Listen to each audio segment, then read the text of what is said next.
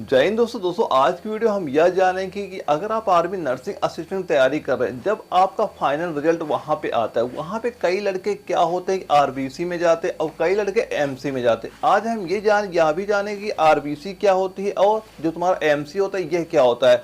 और इसके बाद हम अगला पॉइंट ये जानेंगे कि इनकी जो ट्रेनिंग होती है, ट्रेनिंग कितने महीने की चलती है, यानी इनकी जो बेसिक ट्रेनिंग है वो कितने महीने चलती है और जो इनकी एडवांस ट्रेनिंग होती है वो कितने महीने चलती है।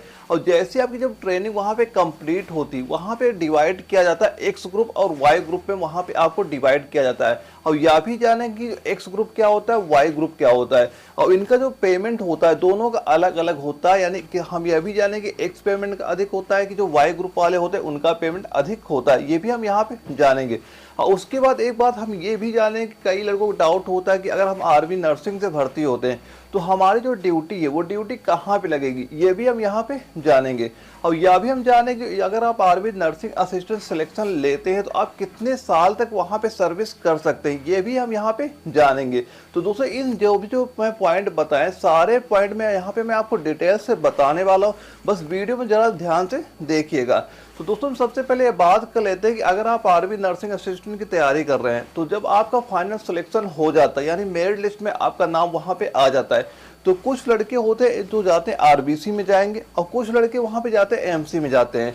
तो सबसे पहले ये जान लो कि आरबीसी क्या होती है और जो एमसी है ये क्या होती है। तो दोस्तों जो आरबीसी होती है, आरबीसी जो आपकी ट्रेनिंग होती है ये मेरठ में होती है और ये उत्तर प्रदेश में आता है। और इनका मेन काम क्या होता है, आरबीसी में अगर आप जाते हैं इनका जो मेन काम होता है, जो आपने कभी देखा होगा, जो सेना होती है, सेना में जो जानवर होते हैं, जो सेना के में जानवर होते हैं, अगर उनको कोई प्रॉब्लम होती है उसको जो असिस्ट करने का काम होता है वो आरबीसी वालों का होता है। लेकिन ये भी आते हैं आपके आर्मी मेडिकल कोर में, ये भी आते हैं, बस इनका काम ये होता है कि जो सेना के जानवर होते हैं उनको ये असिस्ट करते हैं, ये आरबीसी वालों का काम होता है।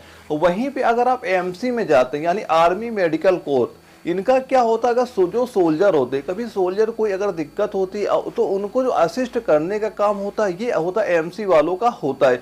ये भी आपके आर्मी मेडिकल कोर में ये भी आपके आते हैं। और अगर आप एमसी में जाते हैं तो आपकी जो ट्रेनिंग होती है ये आपकी लखनऊ में चलती है, ये भी उत्तर प्रदेश में आता है। यानी दोनों की ट्रेनिंग होती है उत्तर प्रदेश में ही होती है। अगर आरबीसी से आपका सिलेक्शन होगा मेरठ ट्रेनिंग होगी, अगर एमसी में आप जाते हैं तो आपकी लखनऊ में यहाँ पे ट्रेनिंग होती है। तो दोस्तों अब इसके बाद हम ये जानते हैं कि आप मान लो एमसी में जा रहे हो चाहे आरबीसी में जा रहे हो, जो आपकी अब ट्रेनिंग स्टार्ट हो जाती है, तो ट्रेनिंग जो आपकी बेसिक ट्रेनिंग होती है, बेसिक ट्रेनिंग आपकी ये होती है 6 महीने की बेसिक ट्रेनिंग होती है। जैसे आपकी जो बेसिक ट्रेनिंग आपकी कंप्लीट हो जाती है तो बेसिक ट्रेनिंग कंप्लीट होने के बाद आपको लीव यानी घर के लिए छुट्टी दी जाती है। 28 दिन आप जब छुट्टी काट लेते हैं, अब जो दोबारा वहाँ पे जाते हैं तो इसके बाद जो आपकी ट्रेनिंग स्टार्ट होती है वो एडवांस ट्रेनिंग स्टार्ट हो जाती है। तो 6 महीने की जो आपकी बेसिक ट्रेनिंग होती है वो आपकी सबकी सेम होती है, और जो आपकी एडवांस ट्रेनिंग होती है, एडवांस ट्रेनिंग ये मान चलना आपकी 1 से लेकर 1.5 साल तक आपकी एडवांस ट्रेनिंग अब चलती है। तो ये मान लेना, और जब आप एडवांस ट्रेनिंग क्वालिफाई कर लेते हैं, यानी कि अगर आपका परफॉर्मेंस बहुत अच्छा रहता है वहाँ पे, तो वहाँ पे अब यहीं पे ट्रेनिंग कंप्लीट होने के बाद आपको एक्स ग्रुप और वाई ग्रुप, इन दोनों ग्रुपों में आपको वहाँ पे डिवाइड किया जाता है। तो सबसे पहले ये जान लेता है कि अगर आपका एक्स ग्रुप में मान लो होता है तो आपकी जो पेमेंट होती है, पेमेंट आपकी यहाँ पे ज़्यादा आती है। और यहाँ पे जो वाई ग्रुप में होती है तो वाई ग्रुप वालों की जो पेमेंट होती है वो एक्स ग्रुप वालों से थोड़ी कम होती है।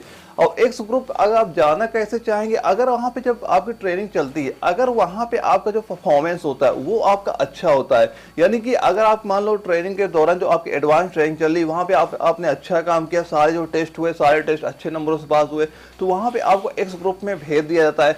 एक्स ग्रुप में आप ये जान सकते हैं जैसे आपका डेंटल हो गया, फिजियोथेरेपी हो गया, लैब हो गया, अगर आप इनमें चले जाते हैं तो ये सारी जो आपके कोरे होती है ये आपके एक्स ग्रुप में आती है। लेकिन दोनों कहलाते हैं एमसी में ही रहते हैं, आर्मी मेडिकल सर्विस सभी की दोनों की वहाँ पे होती है, बस थोड़ा पेमेंट में डिफरेंट वहाँ पे आ जाता है। एक्स ग्रुप वालों की जो पेमेंट होती है वो थोड़ी ज़्यादा हो जाती है और वाई ग्रुप वालों की जो पेमेंट होती है वो थोड़ी कम हो जाती है। अगर हम ये जानते हैं कि वाई ग्रुप की होती है, अगर आप मान लो वाई ग्रुप में ही रहते हैं तो आपकी पेमेंट वहाँ पे कितनी होती है, तो सबसे पहले ये जानो जो इनका बेसिक पे होता है, बेसिक पे इनका जो वाई ग्रुप वालों को होता है ये आपका हो जाता है 21,700 रुपये आपका हो जाता है, इनका जो बेसिक पे वहाँ पे होता है। और इसके बाद आपका डीए भी इसमें जुड़ता है, यानी डीए इस समय चल रहा है 46% चल रहा है और ये बढ़ के बहुत जल्दी आपका 50% वहां पे पहुंच जाएगा। लेकिन हम प्रेजेंट टाइम की बात करते हैं, जो आपका डीए चल रहा है 46% इस समय चल रहा है। जैसे ही आपके पेमेंट में डीए जुड़ता है, यानी कम से कम डीए आपका बनता है 9 साढ़े 9 हज़ार लगभग बन जाता है। और इसके बाद कई सारे आपके अलाउंस भी आपके उसमें बेसिक पे में जुड़ जाते हैं, जैसे आर्मी सर्विस अलाउंस हो गया और कई सारे अलाउंस और जुड़ जाते हैं कि अगर आप, तो वहां पे जो आपकी पेमेंट बन जाती है, यानी नॉर्मली तौर पे ये मान लेना कि आपकी यहाँ पे पेमेंट जो होती है वो 40,000 लगभग आपकी बन जाती है। और इसमें आपकी पेमेंट ये बढ़ती ही रहती है कि अगर आपकी पोस्टिंग कहीं और हो जाती है, जैसे हाईएल्टी एरिया होता है, जैसे आपका आसाम हो गया, जम्मू कश्मीर हो गया, लद्दाख हो गया, यहाँ की पेमेंट आपकी काफ़ी हो जाती है। लेकिन हम यहाँ पे बेसिक पेमेंट ही मान के चल रहे हैं कि जो आपका नॉर्मली मान लो कभी आप इस एरिया में ही रहते हैं, मान लो आपकी पोस्टिंग लखनऊ में ही हो रही है, तो यहाँ पे जो आपकी पेमेंट आएगी वो लगभग 40,000 ही आती है वाई ग्रुप वालों की।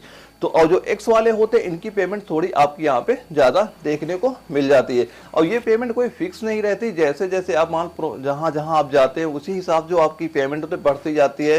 हाईएल्टी इलाके से आपका अरुणाचल हो गया था, जम्मू कश्मीर हो गया, आपका लद्दाख हो गया, यहाँ की जो पेमेंट होती है काफी ज्यादा आपको देखने को मिल जाती है।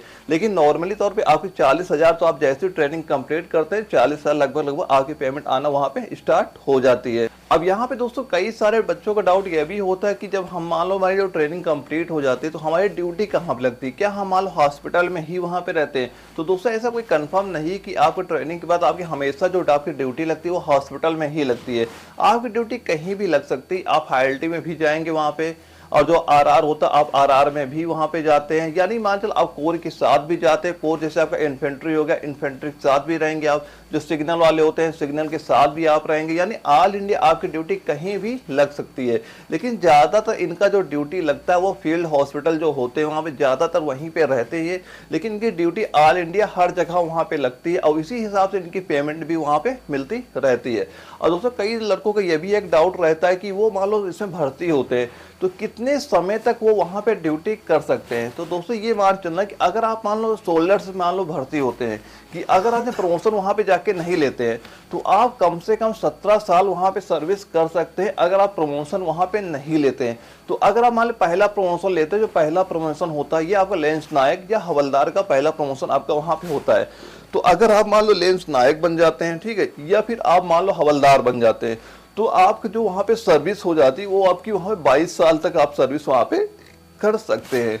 और इसके बाद मान लो और दूसरा प्रमोशन लेते हैं, अब आता है लेंस नायक। मान लो वहां पे आप लेंस नायक के हवलदार तो बन चुके हैं, ठीक है, अब मान लो बनते अब नायक सूबेदार वहां पे बनते हैं। अगर आप नायक सूबेदार वहां पे बन जाते हैं तो जो आपकी सर्विस है, यानी आप वहां पे 26 साल तक वहां पे सर्विस दे सकते हैं।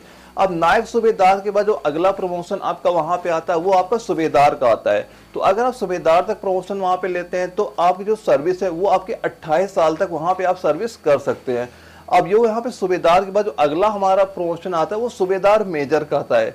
तो अगर आप सूबेदार मेजर वहां पे बनते हैं तो आपकी जो सर्विस होती है ये मान चलना कि आप वहां पे 32 साल तक सर्विस आप वहां पे दे सकते हैं।